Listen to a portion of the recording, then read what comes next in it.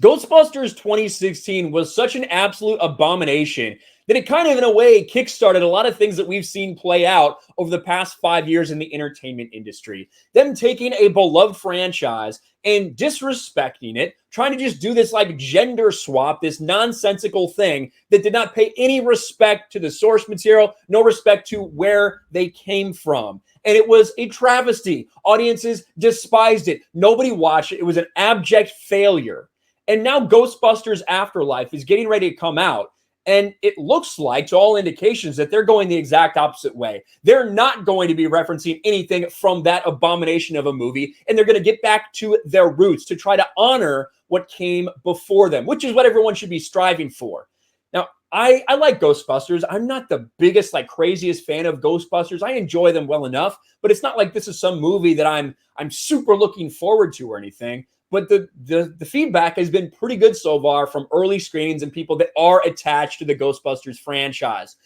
One group of individuals that do not like this movie already are some critics, because there are some critics that are upset that they are paying tribute to fans and paying tribute to what came before them. So I guess we really shouldn't be surprised. When you look at Rotten Tomatoes, it's got a pretty good critic score right now, right? Pretty good critic score. When you're looking at 81% overall, but there are some people that are just so salty about this. And Price of Reason put together a couple people already who have shown that they have a problem with this movie. Take a look here. Scott Mendelson, Scotty Boy. Like Rise of Skywalker, the worst parts of Afterlife exist as a comforting, don't worry, middle-aged men, your fandom is still the bestest head pat. So yes, Scott Mendelson, I don't get the comparison to Rise of Skywalker. Rise of Skywalker is a fucking abomination. We all know that. I know a lot of people want to say Last Jedi made Rise of Skywalker. Listen, J.J. Abrams created a terrible universe. He was never going to do anything with this movie, despite what happened with Last Jedi. Anyway, the fact that he's saying, dear fan base, we're trying to pay tribute to you, that's what you should be doing. This is what you should be doing, is paying respect to the people that you're trying to get in there. The fans, right? That's what you should be doing. Courtney Howard, despite a fresh female-forward spin and clever evolutions of its hallmarks, this resurrection of a beloved franchise suffers from an over-reliance on its previous life. Despite a fresh female-forward spin. So despite the fact that you had all these check marks involved, it's not enough. You didn't distance yourself enough from the old toxic Ghostbusters that everyone so loves. How dumb is that? Look at this headline. Ghostbusters Afterlife is great until it's derailed by gratuitous fan service. I will say there can be fan service done poorly if there's no heart or soul in it. But I think we understand what a lot of these critics are saying. They're saying that if you don't go full 2016, if you don't fully embrace the cringe, fully embrace the radical feminist ideology and shit on the past, that's gratuitous fan service to them. Then you got Jesse Hassinger from AV Club. It's a particularly craven reboot strategy. Send the audience on a journey of assurance. In this case, that their childhood heroes were great and the toys they played with were super cool. Is there something wrong with that? You know, is there something wrong with that?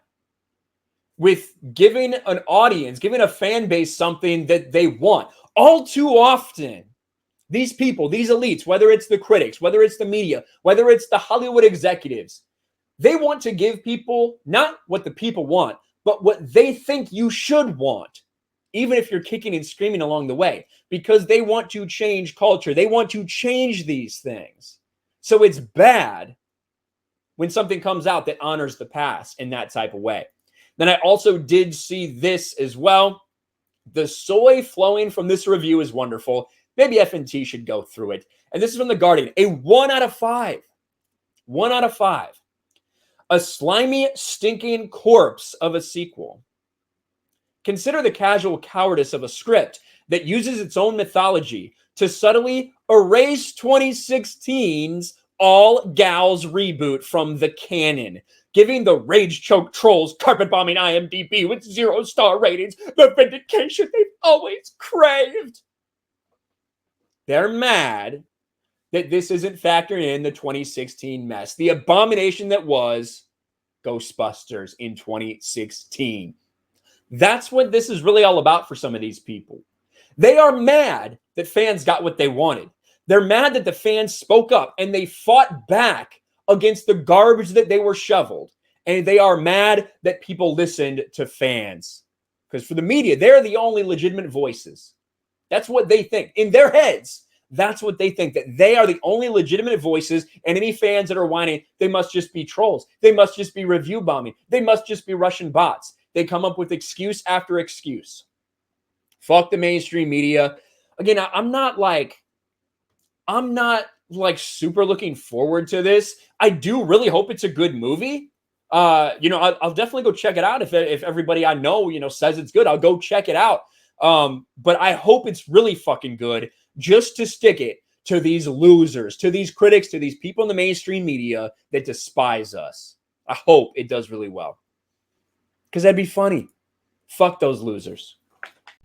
Thanks for watching, everyone, and a huge shout out to my patrons. I appreciate you guys so much. Want to follow me on Twitter or Instagram? Check out the description below. You'll find links to my P.O. box and my Patreon as well. And I'll talk to you guys later.